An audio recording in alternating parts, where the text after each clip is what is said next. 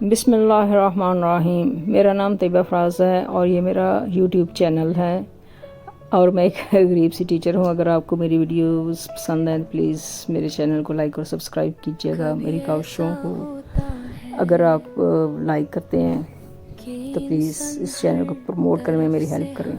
Thank you.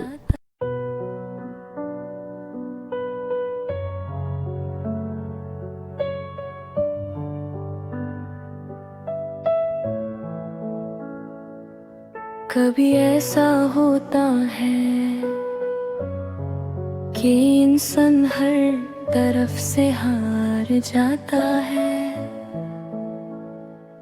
न कोई मदद करने वाला होता है, न कोई समझने वाला।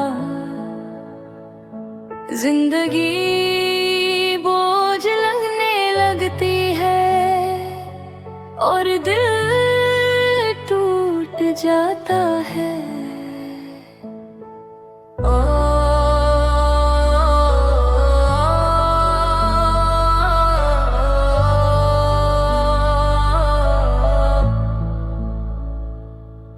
एक ऐसा ही इंसान था जो हर रात रोता था और अल्लाह से सिर्फ एक ही सवाल करता था, या अल्लाह अब क्या करूं।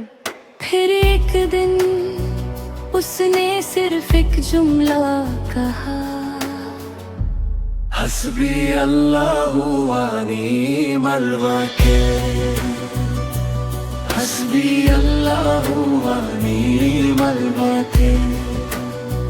और फिर ऐसा हुआ जो उसने कभी सोचा भी नहीं था।